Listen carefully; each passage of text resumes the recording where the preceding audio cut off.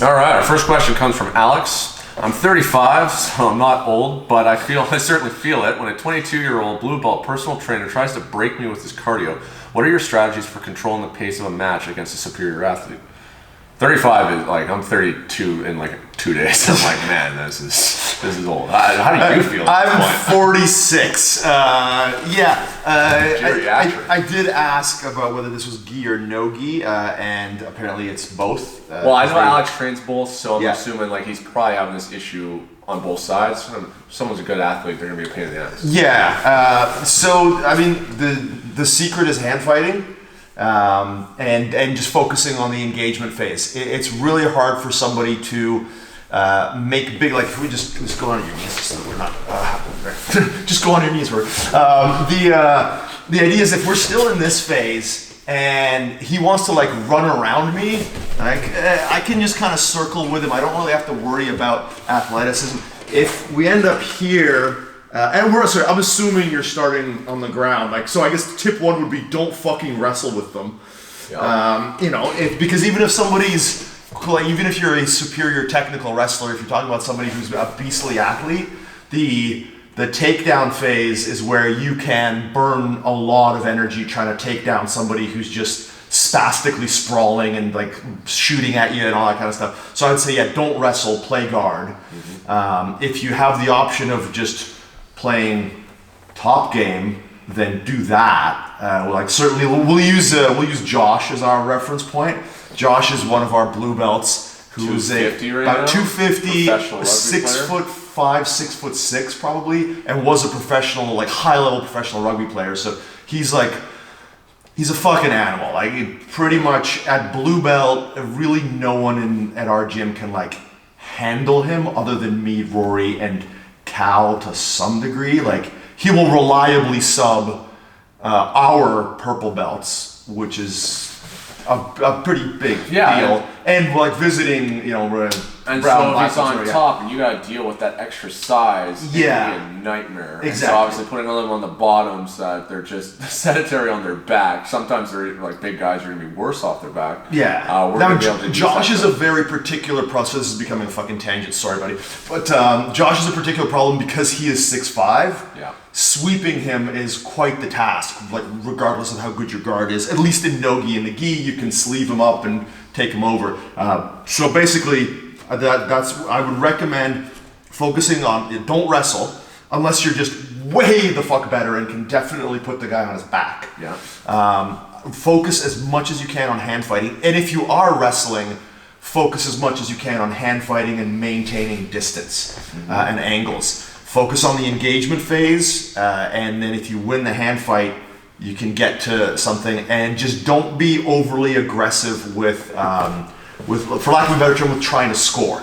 So, like again, if to use the example here, like if I'm playing guard against someone who I know is really athletic, and I'm trying to like get underneath them like aggressively to sweep them, and they're sprawling and they're moving around me and they're trying for spin behinds and passes and all that kind of stuff, I would rather just kind of like frame up and let them go all spastic and just maintain really good solid like guard retention, knee elbow connection, and allow them to just sort of run around me while I shell up. Basically let them blow their wad.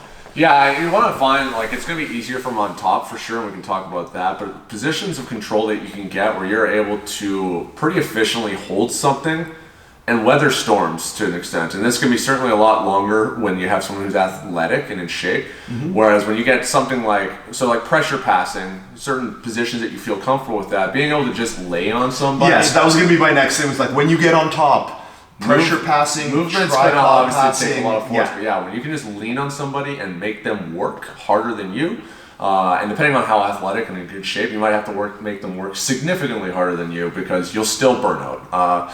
And that's where dominant positions. So obviously, easier said than done, but it's like if you can get dominant positions on people. Yeah. I mean, there's times where even like some new guys we just got in here. We got a couple of football players. Really strong guys where I'm like, man, as soon as I get to mount, I'm just going to actually kill the bridge for a bit and just let them work like themselves to death for 30 seconds to a minute, and then I'm going to destroy them. But if I try too soon, some of those bridges and stuff, I'm like, man, I'm actually going to kind of lose control here because unless I'm willing to 100% match their intensity, which I'm not. And that's a really good point about dominant positions. Like when we're fairly skillful, so like, if you're a brown belt or black belt, like even if somebody's a pretty athletic blue belt, you're gonna get position on them. It's just that at that point, if you're using your technical proficiency to try to fire off submissions at them, you are gonna get tired, and their ability to beast out of like 1 or 2 submission attempts that maybe you would have otherwise locked down. That's all the difference in the world when you're kind of like trying to set the pace of a roll. I noticed recently, I thought my cardio was pretty good, but I've just been working on tripod passing for the last few months. And then you're not working that hard. I'm not. I did some condition. I got on the bike the other day. I was like, holy fuck. Why do you think I've been pressure passing? I'm in really shitty shape, for competition purposes. And so because of how I've been playing, when I mount people, I'm not rushing to submit them because I'm always mounting them now with double underhooks and just making them eat shit for 30 seconds or a minute before I even try and submit them. So if you're focusing on that, holding them in positions and not ever rattling off quick submission attempts. I think that can basically be and kind of like what Rob was talking about before too, with the engagement phase and the maintenance phase. If you have strong forms of guard, and that's just times where I might even look for guards with a little bit more control, less robust, like say closed guard. I don't like closed guard, but the work I have to put in to just keep my ankles crossed and just keep intercepting their hands so that they're not trying to break or dig in too much. The amount of work that they have to do to try and get usually to a standing position to have any attempt of actually breaking the legs open effectively. Yeah. And being able to work from there while supporting my weight, I can just kind of hang out and just make them work. Closed guard is also my go-to. Like when I'm tired and I want to control the pace, closed guard.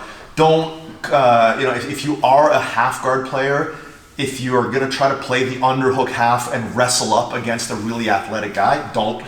That's a really bad guard to play against somebody unless you're just, again, viciously good at it and way superior than they are. But just even if you are, you're still going to be having a lot of those kind of wrestling battles that are pretty cardio intensive. So so looking for those positions of control where, once again, you make them work much harder than you.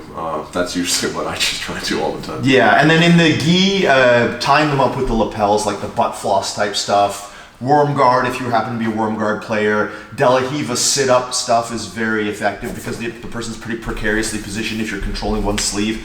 That sort of, and then obviously all the other closed guard, passing, all the stuff that we mentioned. So gi specific, I would just add that.